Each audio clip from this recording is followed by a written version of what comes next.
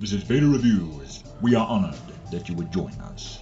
Over the past couple days, Star Wars fans have been in quite a tizzy because of Obi-Wan, or more precisely, what Disney has done, or planned to do.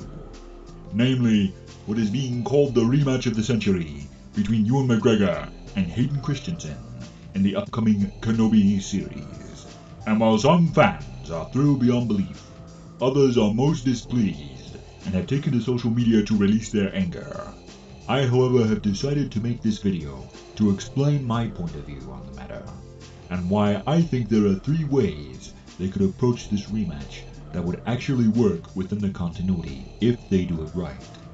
But first, I wish to address the main complaint I've been seeing, namely that it breaks continuity, because the Battle of Heroes is where we last fought before we meet again at last on the Death Star in Episode 4. The example I see people posting is my line of dialogue. When I left you, I was but the learner, now I am the master. The only problem I see with the continuity argument is that this particular line of dialogue doesn't line up with the prequels when you remember, in Episode 3, I am no longer a learner. I am a full-fledged Jedi Knight who has taken the trials and even trained his own Padawan. So without some sort of reinterpretation of this line, continuity has already been broken by both the Clone Wars series and Episode 3 itself, leaving a bit of wiggle room, in my opinion, to tell a good story if they can do it the right way. A compelling reason for myself and Master Kenobi to have another swing at each other, as Ewan McGregor put it in an interview discussing the series, would be to have Obi-Wan seek me out to try to turn me back to the light. This would not only explain our meeting, but it would fix another continuity problem with the prequels. In Return of the Jedi, when my son tells me there is still good in me, I reply, Obi-Wan once thought as you do. But we never saw this in Revenge of the Sith. Kenobi comes to Mustafar to kill me, plain and simple, and it is only after our duel when Padme tells him with her dying breath that she knows there is still good in me. Imagine if they brought back Liam Neeson to play Qui-Gon Jinn for the Kenobi series. Now, imagine Master Qui-Gon appears to Obi-Wan as a Force ghost and tells him that he still believes I am the chosen one. And this, combined with Padme's last words, inspires Kenobi to seek me out and try to save my soul. Save the brother that he lost on Mustafar. And only after our second confrontation, with me in my full armor, does he resign himself to the fact that I am more machine now than man, twisted and evil. Which is why training my son to defeat me seems to be the only option in order to save the galaxy. Now, trying to turn me back to the light will be the most compelling way to have our rematch take place, while fixing old continuity problems I've discussed. There are, however, 2 other simple ways they could have us face one another in combat. One would be a dream or nightmare sequence of some kind, where Kenobi's fears and guilt get the better of him. It's an older trick, but it checks out.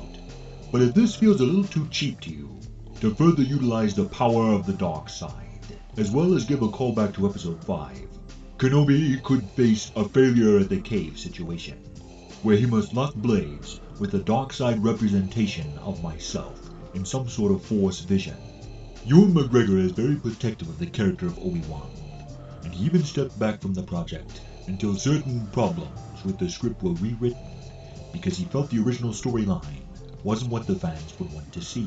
So that gives me hope for the series.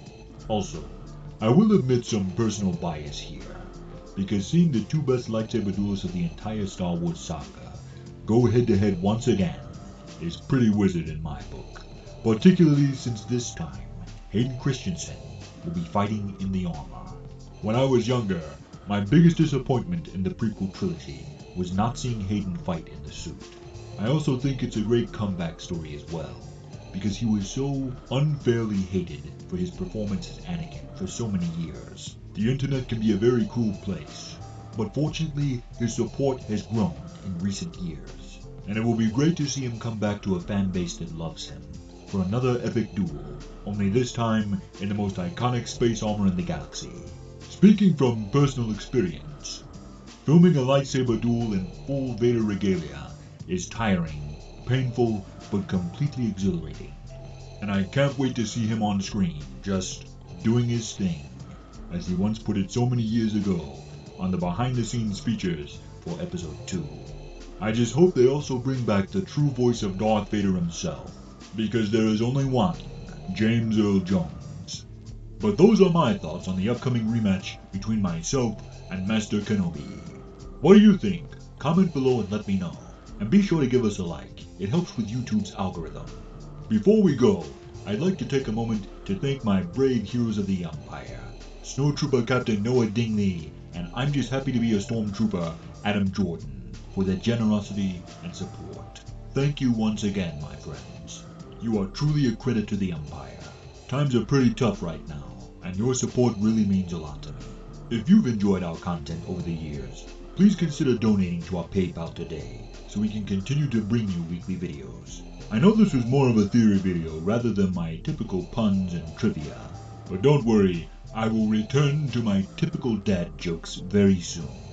Until next time, this has been Vader Reviews. Be sure to like, comment, subscribe, and hit that bell for notifications, and follow me on Twitter @Vader Reviews. Join the Empire today. You do not yet realize your importance. Share these videos, and together we will rule the internet. And always remember, you don't know the power of the dark side.